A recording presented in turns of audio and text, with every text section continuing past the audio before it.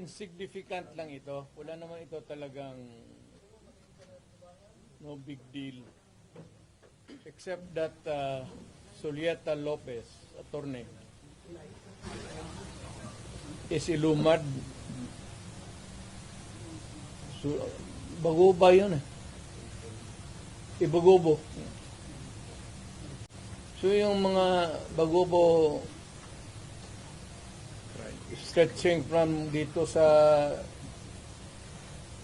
Baguio, Kalina na hanggang doon sa Marilog, Manobo, Bagubo, puro ano yan sila eh.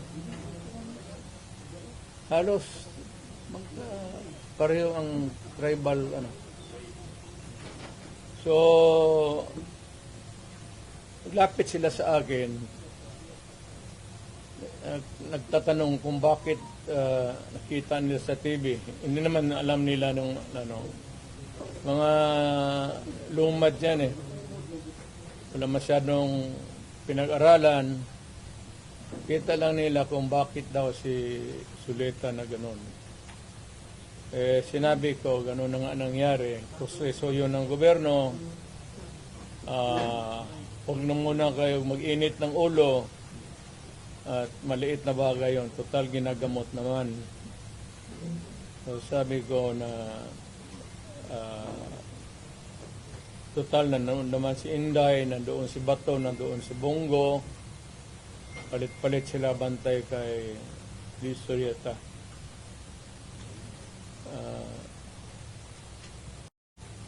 Yun lang ang ano ko ang parinig ko lang rin sa lahat ng mga lumad na bagubo sa buong Pilipinas na sa bagay yung kayong nasa lowland areas na intindihan na ninyo. Proseso yon ng Kongreso. We cannot question their authority. May investigation eh. It's just too bad na ganun ang nangyari.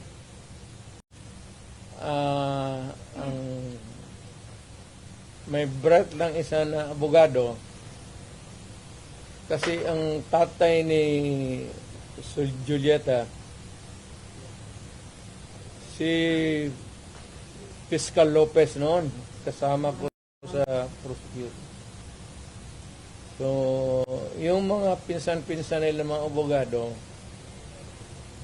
na anak nagtanong sa akin na bakit daw na at one point yung sa gabi na yun, there was an order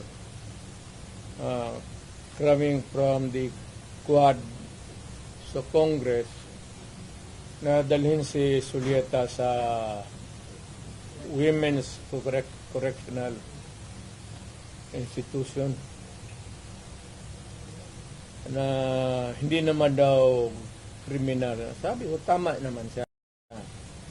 Yun kasi ang niya. Gusto niyang malaman sa akin. Sabi ko, wala pa akong sagot kasi hindi pa ako napunta ng Maynila. As a matter of fact, nagtawag ako ng kausap si Gubernador Congressman ko ba? Nagpagpatulong ako kay Congressman Alvarez na maghingi ng anong mapulot ko na tulong doon. Kung bakit nagkaganon. Kasi si Suleta daw was not a criminal. Alam mo, ang practice, kung ang Congress, ang contempt is not a crime.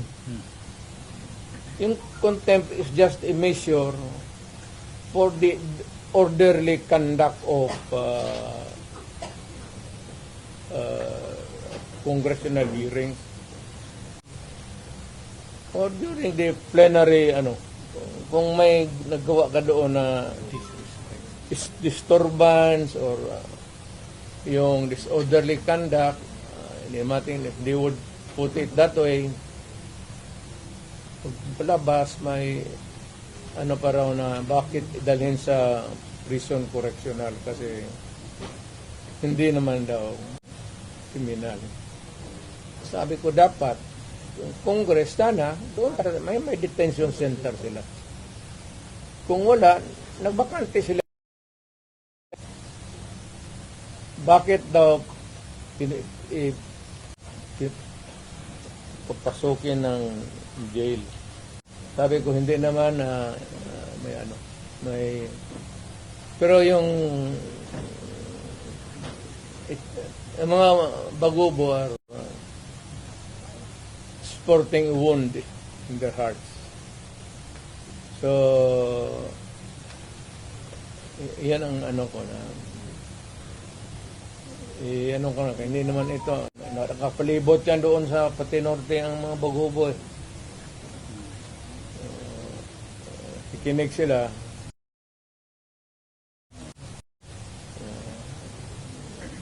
Wala pa naman tayong matanong, pero hindi maliit na bagay masyado yan para sabihin mo nang gulo. Wag. Alam ko yan kasi na presidente ako.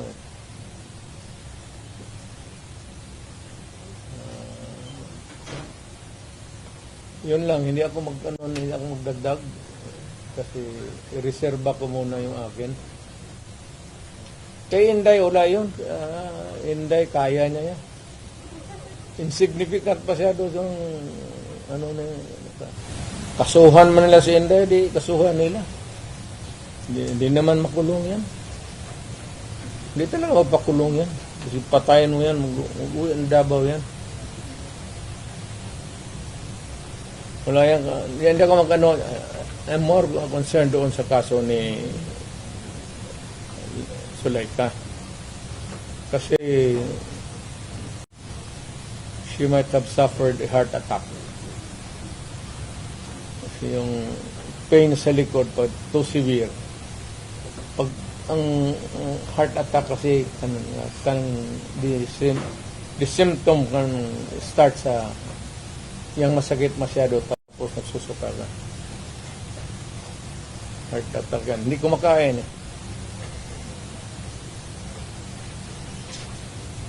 Pero yung sa Congress, wala muna akong wala akong pag-usapan pa namin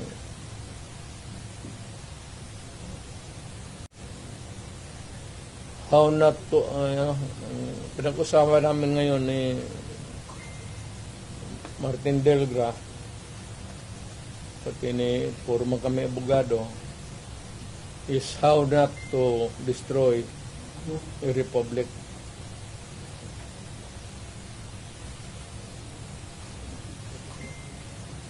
So, we can entertain question pero hindi ako muna makialam doon. President, yung sinasabing threat daw ni Vice President binata man yun.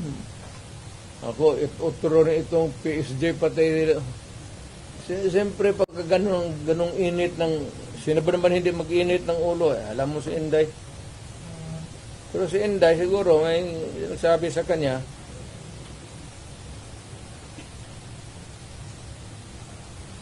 So, who is spicier? You or Inday? ano? Sinong mas isog sa inyo? Ikaw o si Inday? Yun ako, isog, yung naman movement ang isog. Maisog yun. Ako retired na ako, sabi ko, wala na ako. So, si Inday? Ako, I have full faith kay Inday. Kaya niya yan. Anak ko yan kilala ko. Kaya yan. Pero, one thing is clear, yung direksyon ng administrasyon, doon talaga sa amin. So, ano ang magiging logical conclusion with everything that is happening now? Is BBM going to suffer the same fate as his father? I do not, that it remains to be seen.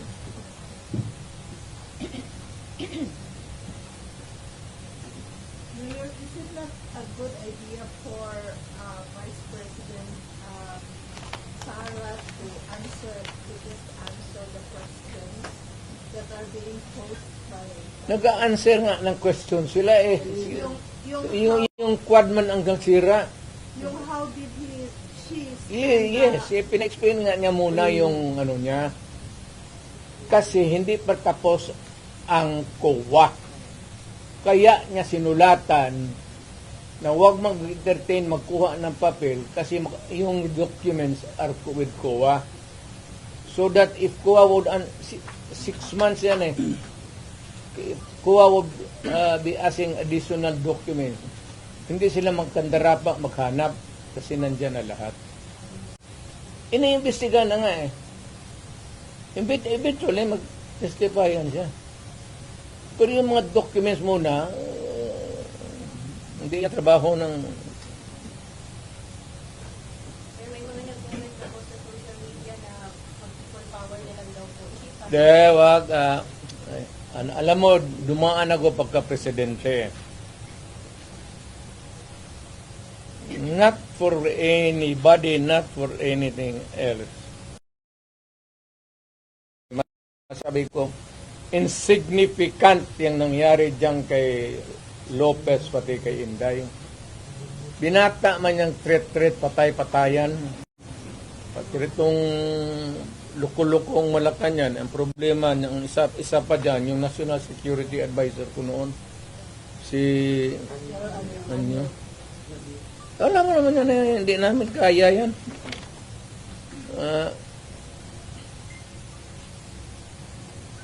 Sino naman? Gusto nila ipalabas na palalabasin mayor na nagnakaw ng pera si Vice. Yeah, wala pa nga audit eh. Gusto na nila palabasin ganon. Tama yung kay Inday.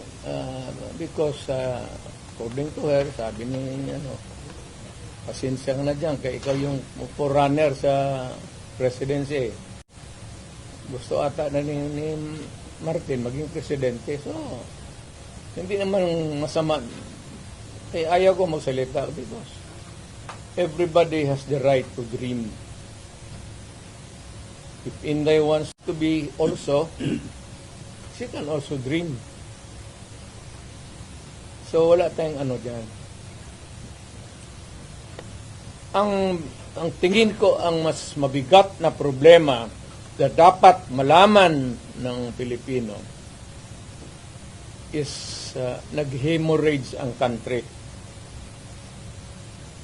Pati yung PhilHealth nga na hindi sa gobyerno, contribution natin yan kasi kung magpa-hospital ka, yung may pambayad ka, depende sa ano mo, category yung rates mo. Kung ibang iyo, dividido ba talaga na full o paglabas mo, wala ka ng bayaran. Yun ang ano noon, yung 16 billion na nilipat nila. That is the most dangerous at dapat utang inestapa yan. Government malverse the money of the people. Ginamit mo yung pera ng ano? And even Congress cannot do that. Trust fund yun eh. Galing inyo yun. Pati akin. Contribution yun natin para pag nagkasakit ka ng cancer, uterus, may pang-opera ka.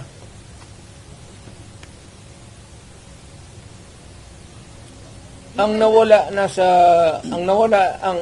ating PhilHealth funds natin lahat was about 8.9 billion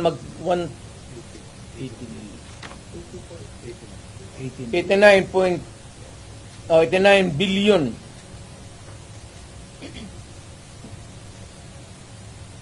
Of that 89 billion, 27 na lang ang nawala. 27 na lang ang natira.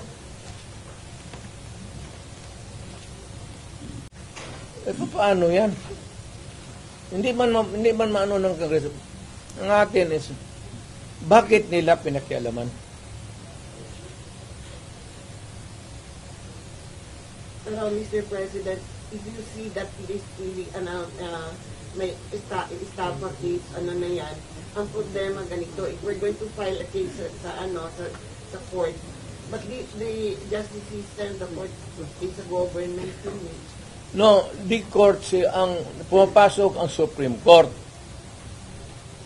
Kana hihintuan nga na sila eh. Huwag mong pakialaman yan, kaya hindi yan inyo. Ako, fiscal ako, ang alam mo, minalbers nila yung pera eh. Ang naiwan kasi 29 billion lang. Out of the 89, 29 na lang. But can we say, Saan ang pera namin? Ano, ibalik mo, wala mo pera. Maghiram nga ng pera eh. Ang gobyerno na ito, walang project. Wala kang nakikita ng project. Maintenance na lang. Kasi ayuda, ano yan, akap, ayuda. Tupad. Yun, naubos doon. Naubos ni Romualdez kasi Romualdez, congressman lang, pero left and right ang pamigay niya. Oh, may tag 5 mil kayo ngayon. Kita ko siya sa TV ito eh. Pera na. Sus Maria Josep Ginoo Romualdez. Oy. Awa ka naman sana sa amin.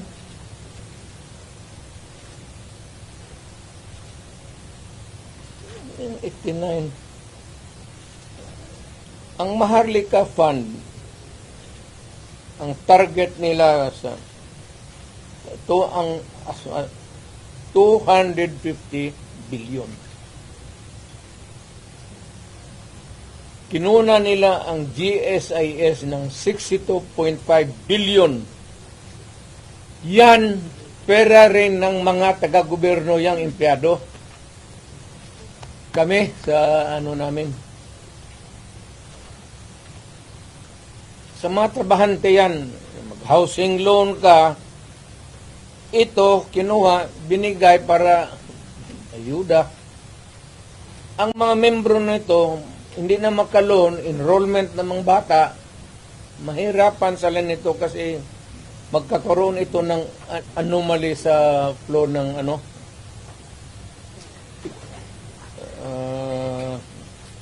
ang SSS, kinuha rin 62 billion. Private rin yan.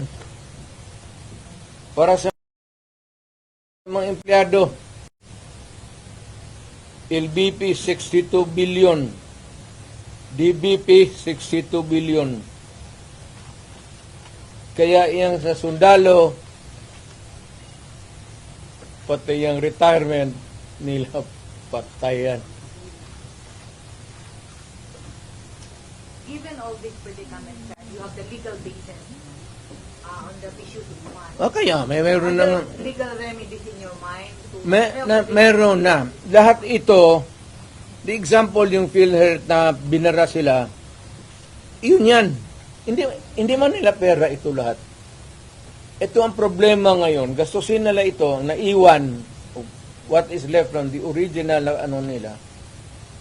Kagaya nitong PhilHealth, 89 billion. Ang naiwan ay 29 billion na lang. So, kung walang pera, anong gawin nila? Maghiram. but they juggle. Foreign borrowing. Wala na silang majagol dyan. Ano ba jagol-jagol? Tignan mo, bakit ang majagol? They transfer it, diba, from private to government. Hindi na ito, hindi na kailangan i-jagol. Andiyan na sa kanilang kamay. Ano pa jagulin nila yan? They would spend it, ayuda. Hindi na may jagol mo yung ayuda. Will you initiate the filing of charges?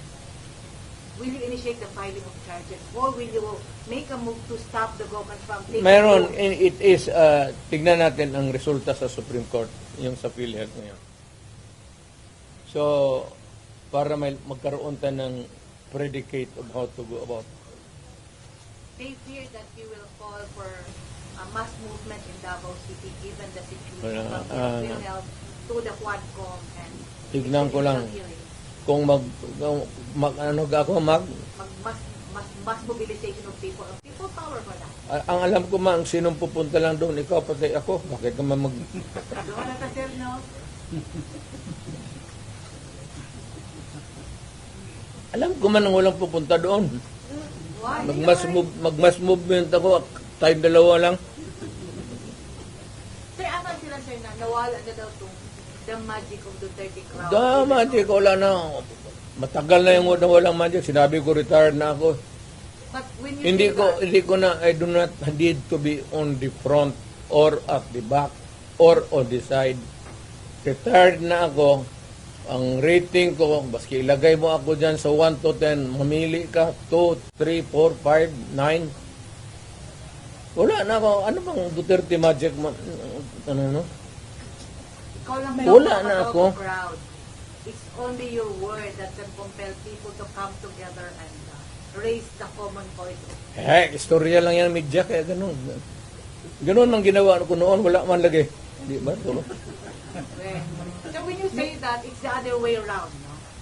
The history of the Duterte leadership in Davao says, pag sinabi mo yan, iba yung nangyayari. Pag sinabi mo wala, Wala na. Ang tao, hindi na nakikinig sa akin yan. Kasi wala na akong power, matanda na ako. Nagkakay na ako, kaya the last time ako nagmotor, hindi ko na talaga kaya. 7 months ago, nagmotor ako uli. Kalakad pa man ako ng husto. Nung natumba ako, may kunting crack na dito. Ayaw ko na rin mag-opera. Kaya balitan man ang kneecap. Sabi ko, pagkatapos sabi ko, ano do? Mag-cane pa rin ako. Oo, mag-cane ka. O di, ayaw na lang ko operahin, mag-cane na lang ko. Sugar cane na lang kaani. Natumba ako mga 7 months ago. Kaya ako, okay pa man sana ako. Tatawa, hindi pa ako hindi ako rin inutil. Ang masakit pa, kaya nga nagmotor ako ng magaan. Yung 600 lang, 800 kasi ang 1,000, 1,100. Yung Honda na blue na wala pa, matagal na talaga. Pag ko, hindi ko nabawi sa sir, given the situation na may perceived na problema between the Duterte and the Marcoses camp, ano yung advice mo sa mga tao who are wanting and who needed to hear your voice, to bring back the people together? To all Filipinos now listening to me, punta kayo kay Marcos lahat. Tignan natin kung anong mangyari. Mga Pilipino, nakikiusap ako, punta kayo kay Marcos. Wala, hindi kami nakipag-contest kay Marcos. Never.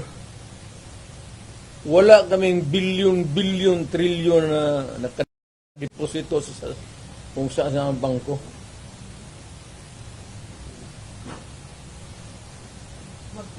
Sa utak lang na Trillanes. Mayor, sino ito nakapile na kaso ko kang Trillanes? Ano? Itong file ng kaso kay Trillanes, nakapile po. Wala pa ako natumbang ako sa motor. Nag-file na ba yung kaso kay Trillanes after the Quadcom meeting? Kaya nga, alam mo, pinapakita mo ng bangko, fake talaga yan. Hindi ka makakuha ng, kung magkuha ka ng sa bangko ng papel, bawal rin yan. Ngayon, kung balandra mo, bawal rin yan. Ipinasok mo doon sa Quadcom, use of falsified documents, another crime yan. Alam mo, hindi ko na lang kasi Ngayon yung sinasabing disbarment daw kay laban kay Vice President at impeachment against the VP. Ano comment ko doon? Si Inday? Opo. Ay, kay Galigayan ang Inday impeach nila.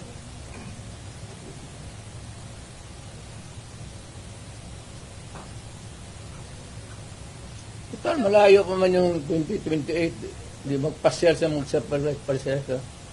So she's running in 2028 for president. Hindi, wala siguro.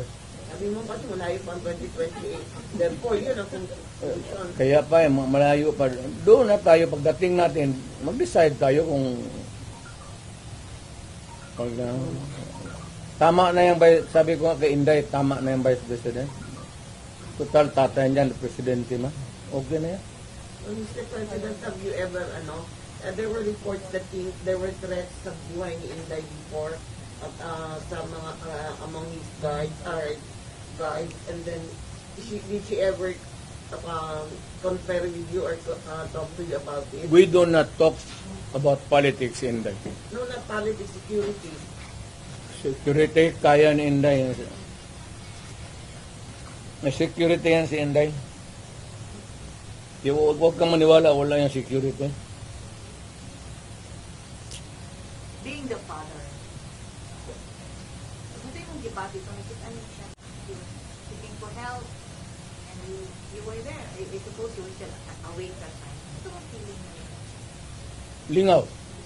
Meaningful. I am entertained. Wala man nangyayari sa anak ko. She is not hurt. Of course, there's yung hearing sa confidential funds niya. Bakit man ako magsabi, matakotin mo ako, i-invest mo ako confidential fund? O sige, talungin mo ako. What did you about? Sige, you ask me. I'll give you the correct answer. What happened to your confidential fund? Supposedly. Well, it was spent properly. But why is she not answering the Congress daw? Confidential nga eh. Bakit patawagin ng confidential kung Pero yun kasi yung issue na ginamit But you kept mum about it all along. hindi lahat yan sila, patayan si Martin Romualdez, wag binabot na bilyon yan. Kaya, mausapan lang naman. Maybe one of the things that I will do next is, of course, this time I would be appealing to every Filipino. Lahat na. Once and for all. Buhay man yung kuwa, hindi man nasunog yung building nila, pero lang kung sunugin andyan man yan, buksan natin lahat. Huwag na lang muna yung ngayon yung this year lang. Tapos, pagkatapos, buksan natin next year. Buksan ng Congress. Ang Congressman, hinamon ko ba sila? To open your books. Ang sagot naman ito ni Trillanes, open your bank account. Makihati ka pa sa putang inang pera ko. You know, sa bangko, huwag ka magtanong kung saan ko nakuha yan. Kinukuha ko yan sa hold up, nakuha ko yan sa smuggling. Wala ka nang pakialam. Nandiyan yan sa bangko. Pero ito, simple lang, opening of the bank na libro. Hindi naman bangko yan eh. So, Pero bingi man sila mayor sa ang hindi talaga ino-audit. Telling you now, without batting an eyelash, ang hindi ino-audit, Office of the President, pati Office of the Speaker of the House. Magtanong ka ng witness, katabi ko, speaker man yan. No? Tanungin mo ba kung may malakas ba na sira ulo dyan sa audit na mag-audit. Audit lang yan. So Mayor, you are saying that you are open to opening the book of how she spent the confidential fund. Of course, yes, too. Nandiyan, inaano lang nila yan. Hindi pa yun na careful masyado yan. Alam kasi niya. Kaya ingat.